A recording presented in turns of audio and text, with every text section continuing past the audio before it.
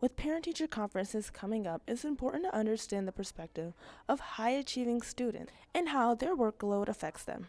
I spoke with Alexis Schmidt and Julie Lamb, two students in the Accelerated Math, Science, and Technology program, along with Miss Missick, an honors and AP biology teacher here at the Frederick V. Pankhouse Center in Clinton Township, Michigan. So I'm taking two AP classes, AP Chem and AP Calc, and it's been overwhelming the first couple weeks of school, getting used to it.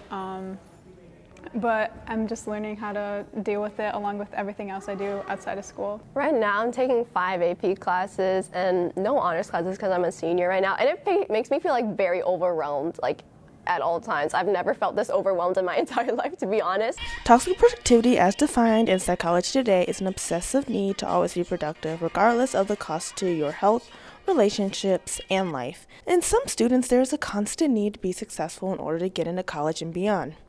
Toxic productivity can be a real issue, especially in high school students. But when does that motivational drive become too much? And are all the extracurriculars and AP classes really necessary to achieving that? Important part. Rowan, good job. So I teach MST Honors and AP Biology. So our Honors Biology course is an accelerated biology course in terms of the depth that we go into and the amount of information we cover. And then the AP Biology class offered here is an upper level college class. So at the end of the year in May, they take a national AP exam, and that's graded on a scale of 1 to 5. If they get a 3 or higher, they get potential college credit for that class. According to College Board, the AP exams are standardized exams designed to measure how well you've mastered the content and skills of a specific AP course. AP classes can be difficult and challenging for many students, but they also offer an in-depth content on different topics. But with classes like these, there is also a competitive nature that comes along with them. There's such a competitive energy, like especially in MST, honestly. If you aren't extremely smart, there's a chance you will feel worthless. I think that's one of the natures of the beast of MST is that we have overachieving students who do a lot of academic, a lot of extra things and hard classes, but they're also doing things outside of school, clubs, sports, other activities. So I definitely have seen a lot of mental health, issues arise like over my last 5 years of teaching. I think students, hopefully we're trying to implement some strategies to help with that, but is it sometimes detrimental to mental health? I think it can be. Yeah, I feel like mainly my weekends have been taken up by those classes, and it's like all I do all day is just studying for like the test, and it definitely,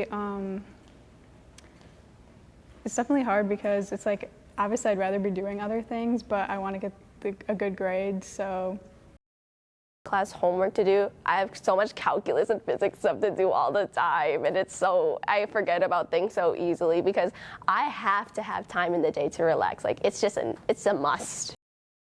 An article by the Washington Post, first published in 2019, states how high-achieving students are at risk for elevated levels of chronic stress that can affect health and well-being.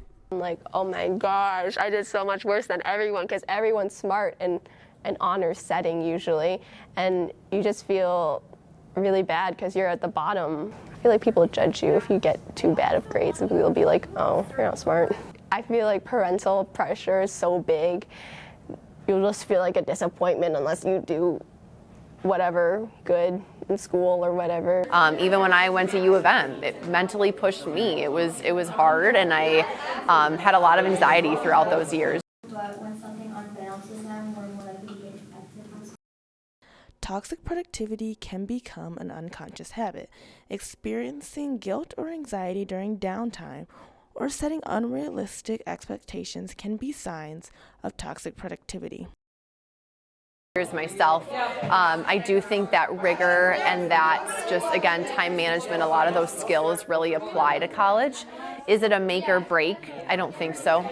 Sometimes you just want to live for yourself and not do calc homework for 2-3 hours a night every night. You just want time for yourself as a teenager. Doing work for hours on end definitely can be draining, and when you have to make sacrifices like oh, like I'm not gonna hang out with my friends right now so I can do my homework. Like that's kind of sad, but also I try to go to as many like events as I can and realize that like it's not the end of the world if I get a bad grade on the test. Although it is important to set high expectations for yourself, it is equally important to understand your limits and act accordingly. There is no need to push yourself to an unrealistic extent. I didn't really want to take 5 AP classes that much. I just wanted to take classes, and it just turned out to be 5 AP classes. I just have to put a little extra work in it. I can do it. Anything's possible.